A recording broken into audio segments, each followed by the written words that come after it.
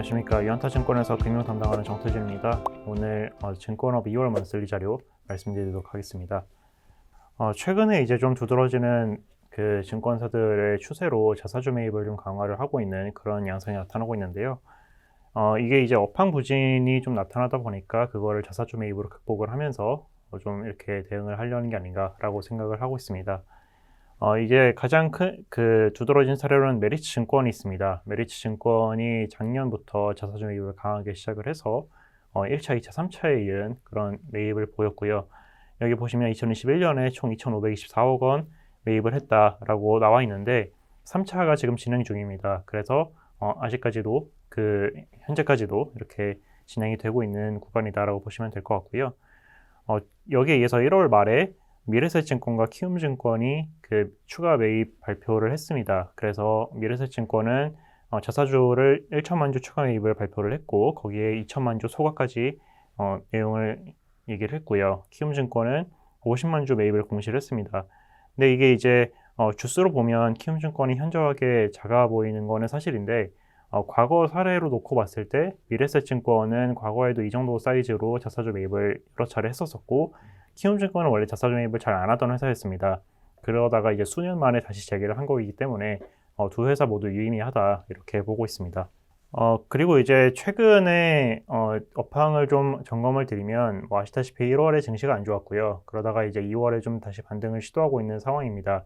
거래대금을 같이 보시면 거래대금은 크게 하락을 해 있는 상황이고요. 여기에는 지금 차트가 없는데 이제 제 원래 자료를 보시면 나와 있는데 최근에 금리가 많이 오르고 거래대금은 하락을 하고 있고 이렇다 보니까 사실 증권업에서 이익이 잘 나오기가 쉽지 않은 구간입니다. 그럼에도 불구하고 4분기 이익은 잘 나오고 있지만 주로 이제 일회성 평가이익들이 좀 섞여 있는 경우가 많이 있고요. 그리고 주가를 놓고 보시면 이런 점을 반영을 해서 키움증권이 상당히 낙폭이 컸고 반면에 메리츠증권은 아까 말씀드렸던 그 강한 자사주 매입에 영향을 받아서 주가가 크게 상승을 했습니다.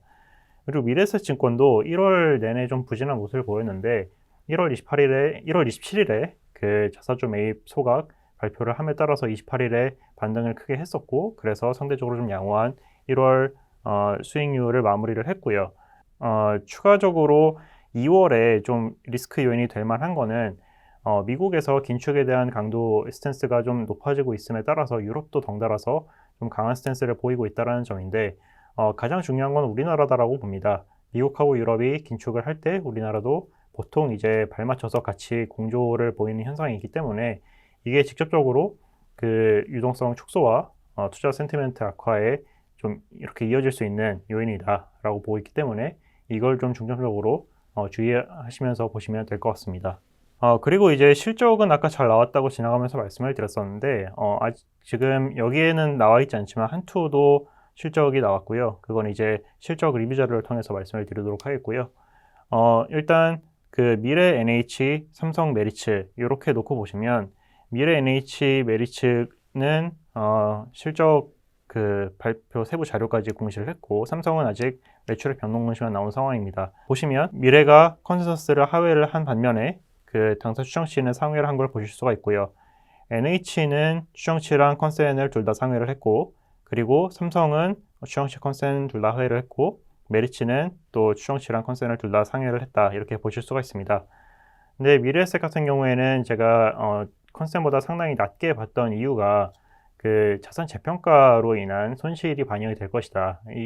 그 증권사들이 매 반기마다 자산 재평가를 하는데 미래가 보유한 자산이 많다 보니까 증시가 오를 때는 자산 재평가이익이 크게 반영이 되고 증시가 빠질 때는 손실이 크게 반영이 됩니다.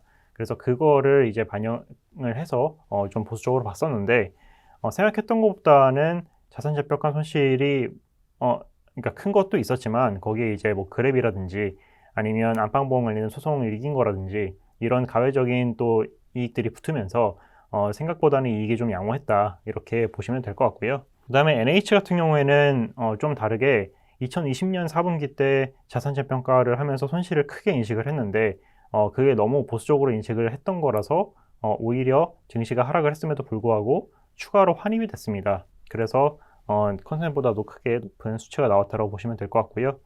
메리츠 증권은 다른 이제 뭐 브로커리지 트레이딩 IB 거의 추정치에 부합하는 수준으로 나왔고, 오히려 이제 대손에서는 좀 대손 비용이 추가로 크게 발생을 하면서 좀 부진한 모습을 보였는데, 그럼에도 불구하고 실적이 이렇게 크게 잘 나온 것은 메리츠 캐피탈이 1,000억 원 배당을 했기 때문입니다. 그래서 이 일회성 이익으로 인해서 실적이 잘 나왔다.